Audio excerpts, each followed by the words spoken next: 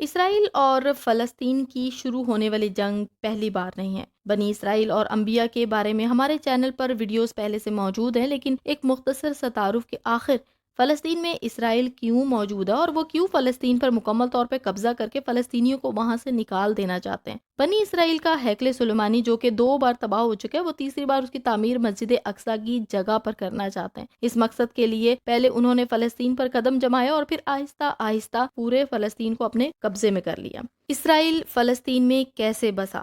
اس بات کو سمجھنے کے لیے ہمیں 100 سال پیچھے جانا پڑے گا۔ پہلی جنگ عظیم میں سلطنت عثمانیہ کی شکست کے بعد برطانیہ نے فلسطین خطے کو پوری طرح کنٹرول کر لیا۔ اس وقت یہاں پر عرب اکثریت میں تھے اور یہودیوں کی تعداد بہت ہی کم تھی۔ فلسطینیوں اور یہودیوں میں تناؤ اس وقت بہت زیادہ بڑھنے لگا جب عالمی برادری نے برطانیہ کی ذمہ داری لگائی کہ وہ یہودیوں کے لیے فلسطین میں قومی گھر کی تشکیل کریں۔ یہودیوں کے نزدیک ان کا آبائی گھر تھا، مگر اکثریت میں موجود فلسطینی عربوں نے اس اقدام کی مخالفت کی۔ 1920 کی دہائی سے لے کے 1940 کی دہائی کے دوران یہاں آنے والے یہودیوں کی تعداد میں تیزی سے اضافہ ہونے لگا۔ ان میں سے کچھ دوسری جنگ عظیم میں یورپ سے ہولوکاسٹ سے بچ کر آئے تھے، مگر اس دوران یہودیوں اور عربوں کے درمیان میں برطانوی حکومت کے خلاف پرتشدد واقعات بڑھنے لگے۔ 1947 میں اقوام متحدہ نے ووٹنگ کے ذریعے سے فیصلہ کیا کہ فلسطین کو 2 ٹکڑوں میں تقسیم کر دیا جائے، جن میں سے ایک یہودی ریاست ہو اور ایک عرب ریاست، جبکہ یروشلم یا بیت المقدس ایک بین الاقوامی شہر ہوگا۔ اس تجویز کو یہودی رہنماؤں نے تو تسلیم کر لیا کیونکہ ان کے پاس تو کوئی ملک تھا ہی نہیں اور ان کے لیے یہ بہت بڑی نعمت تھا کہ ان کو فلسطین میں رہنے کے لیے جگہ مل جاتی، جبکہ عربوں نے آفر کو مسترد کر دیا۔ 1948 میں برطانوی حکمران یہ مسئلہ حل کیے بغیر ہی وہاں سے جگہ چھوڑ کر بھاگ گئے۔ ادھر یہودی رہنماؤں نے اسرائیل کی ریاست کے قیام کا اعلان کر دیا۔ بہت سے فلسطینیوں نے اس کی مخالفت کی اور پھر جنگ چھڑ گئی۔ ہمسایہ عرب ممالک کی فوجوں نے بھی اس جنگ میں حصہ لیا۔ لاکھوں فلسطینیوں کو ان کے گھروں سے بے دخل کر دیا گیا اور انہیں جان بچانے کے لیے بھاگنا پڑا۔ اس واقعے کو النکبہ یعنی کہ تباہی کے نام سے یاد کیا جاتا ہے اور اس ٹاپک پر بھی ہمارے چینل پر ویڈیو پہلے سے موجود ہے۔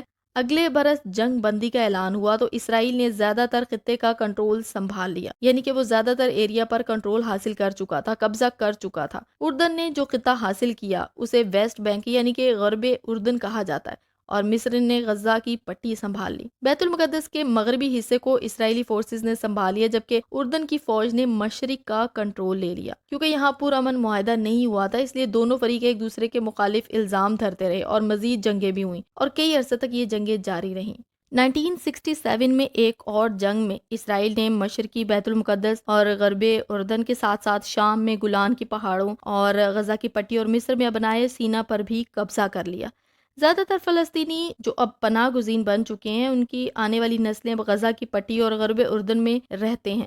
اسرائیل پورے بیت المقدس کو اپنا دارالخلافہ کہتا ہے، جبکہ فلسطینی مشرق بیت المقدس کو مستقبل کی فلسطینی ریاست کا دارالحکومت مانتے ہیں۔ امریکہ ان چند ممالک میں سے ہے جو اسرائیلی دعوے کو تسلیم کرتا ہے۔ گزشتہ 50 سالوں میں اسرائیل نے یہاں آبادیاں بنا لی، جو ناانصافیاں فلسطین اور فلسطینیوں کے ساتھ ہوئی ہیں۔ اس کے بعد مظلوم اپنا سر اٹھاتا ہے، ان کو ان کے گھروں سے نکال دیا گیا، ان کی سرزمین پر قبضہ کیا گیا، ظلم ڈھائے گئے، اور سب سے بڑی بات مسجد اقصی سے ان کو دور رکھنے کی کوشش کی گئی۔ مظلوم کا غصہ بہت طاقتور ہوتا ہے۔ یہی غصہ تھا کہ ایک صبح حماس نے اسرائیلی ریاست پر 500 سے زیادہ راکٹ چلا دیے اور اس کو الاقصی فلڈ کا نام دیا گیا۔ دشمن کو نہ وارننگ دی گئی اور نہ ہی دشمن اس کا پتہ چلا سکا کہ آخر یہ ہوا کیا ہے۔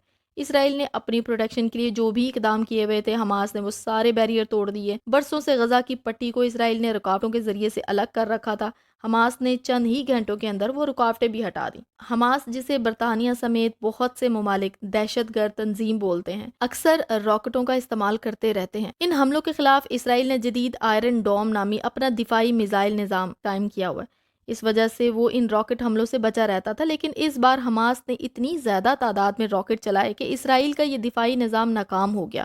حماس کی جانب سے ہونے والا یہ حملہ پوری دنیا کا انٹرنیشنل میڈیا دکھا رہا ہے، لیکن جب فلسطینیوں پر حملے ہوتے تھے تو یہی میڈیا کہتا تھا کہ اسرائیل جو بھی کر رہا ہے وہ اپنے ڈیفنس میں کر رہا ہے، اور زیادہ تر فلسطینیوں پر ہونے والے ظلم یہ میڈیا دکھاتا ہی نہیں تھا۔ آگے اس جنگ کا کیا نتیجہ نکلے گا یہ تو آنے والا وقت ہی بتائے گا، لیکن فلسطینی سرزمین ہمارے انبیاء کی سرزمین ہے، ہماری سرزمین ہے، لیکن اس سرزمین پر خون کی ہولی شروع سے ہی جاری ہے۔ انبیاء کا قتل کیا گیا، ان کو تکلیفیں پہنچائی گئیں۔ اب یہی اسرائیلی اپنے مسیحا کے لیے راستہ صاف کرنا چاہتے ہیں۔ اللہ تعالیٰ فلسطینیوں کی مدد فرمائے اور ہم مسلمانوں کو یکجا ہونے کی توفیق عطا فرمائے۔ آمین ثم آمین۔